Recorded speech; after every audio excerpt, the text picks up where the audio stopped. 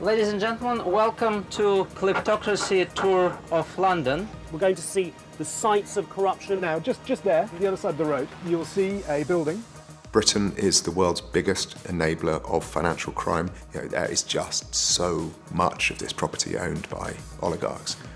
It's kind of extraordinary. And we probably only know like a tiny fraction of it as well. The second biggest house in London after Buckingham Palace belongs to a Russian fertiliser tycoon and former member of the upper house of the Russian Parliament. We've found £1.5 billion worth of UK property that's owned by Russians who are either connected to corruption or have close ties to the Kremlin. If oligarchs want to get away with something, London is a one-stop shop that lets them get away with it. Roman Abramovich, who's known President Putin for decades. Worth an estimated $12 billion, he owns the London soccer club Chelsea. They keep that money in the form of property in West London, in super yachts, fine art, football clubs, you name it, they buy it, we sell it to them. For some time been complaining about the number of homes in our city owned by Russian oligarchs close to Putin. Surely Mr. Abramovich should no longer be able to own a football club in this country. In the last few weeks, ever since the invasion of Ukraine, there has been a belated realisation in our political class that selling much of our capital city to Russian oligarchs was a bad idea. London has long been a playground for the wildly rich. We will continue working through our hit list of oligarchs, focusing on their houses, their yachts, and every aspect of their lives. We must tackle the oligarchs here and go after their money. £100 billion is laundered through the City of London every year. We are the world's best butler, and I don't think that gets enough attention.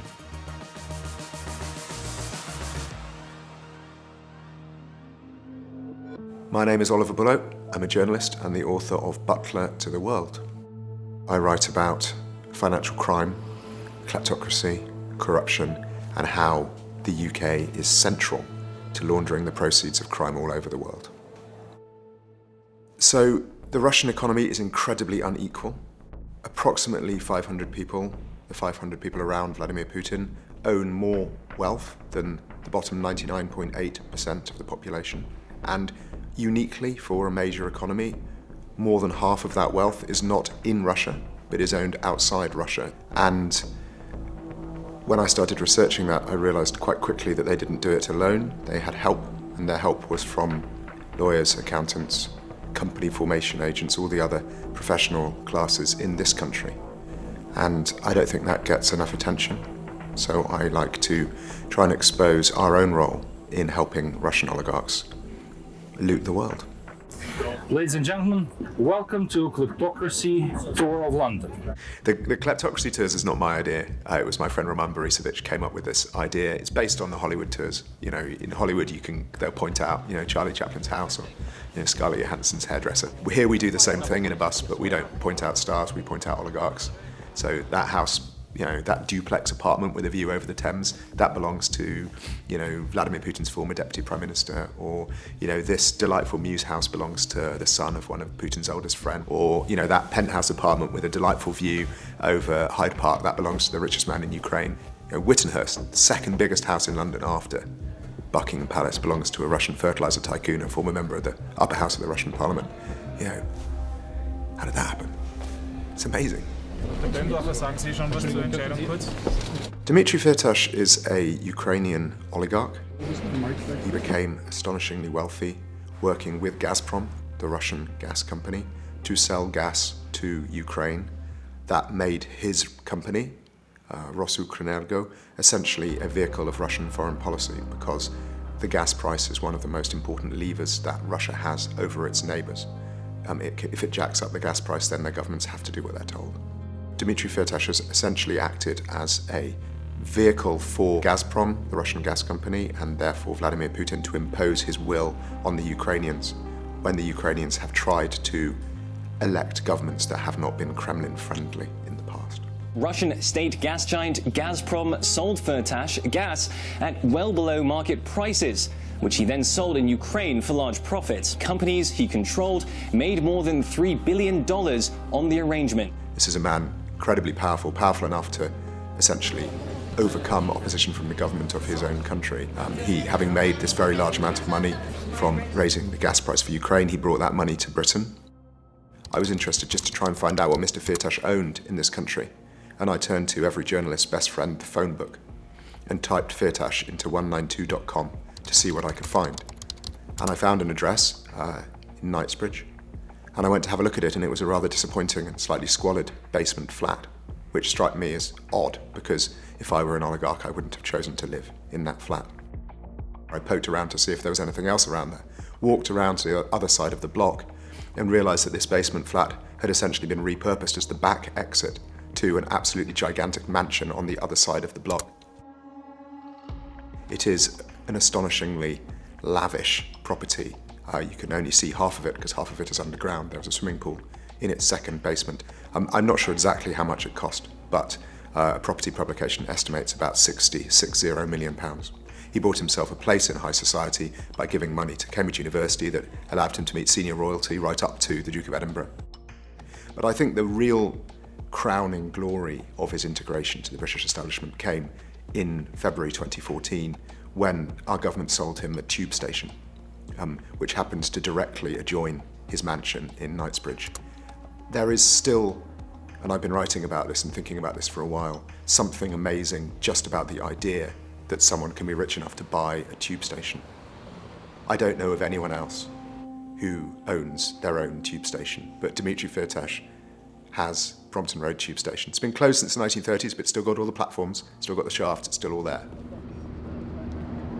If you've stolen money, you have a problem, which is that anyone can see that you've got more money than you should have. But in the 20th century, particularly in the second half, we developed this wonderful idea of the shell company. And a shell company is a corporate structure, an investment vehicle. It looks like any other company, but all it does is pretend to be something other than you. So it's a little bit like wearing gloves. It keeps your fingerprints off whatever it is you're holding. Now, if you're being particularly careful, you don't just use one shell company, but you use multiple shell companies, because it is possible for the police to find out who own a shell company eventually.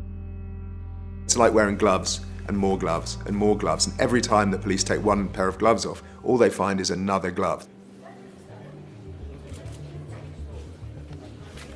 February 2014, he was in Vienna and was arrested on an American arrest warrant. It turned out for this whole time that the UK had been enthusiastically selling him anything he wanted to buy. The Americans had been investigating the provenance of his money and became particularly suspicious about a deal he'd made in India to try and corner the country's titanium operations. So he has actually been ever since battling extradition from Austria to the United States. It's been 8 years now.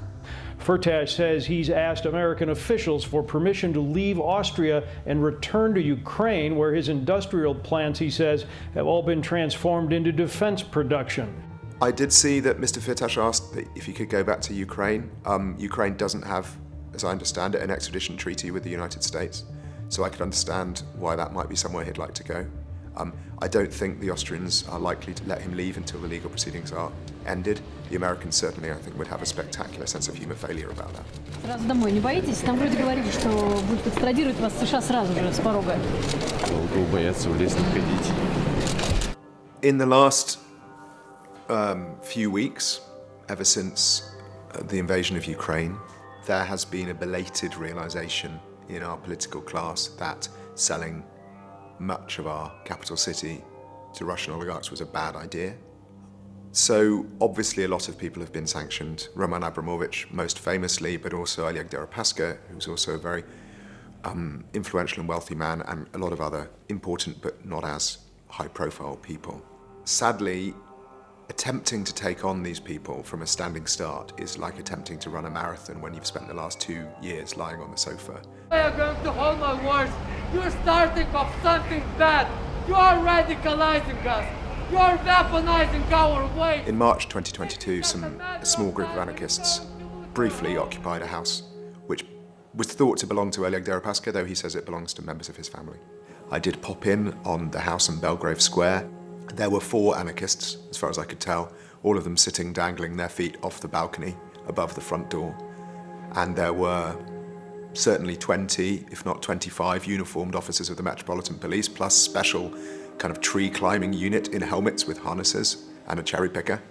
I think the government ministers here in the UK have been quite embarrassed by their failure to respond to this problem in the past. And it did certainly struck me as ironic that so many officers of the law were paying attention to this property now that some anarchists had sat on its balcony when for decades they hadn't paid any attention to it at all.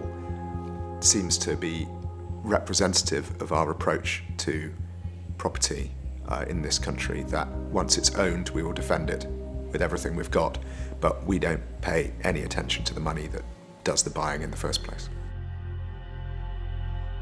I think my favourite gimmick is Michael Gove saying that we could house refugees in the properties of oligarchs.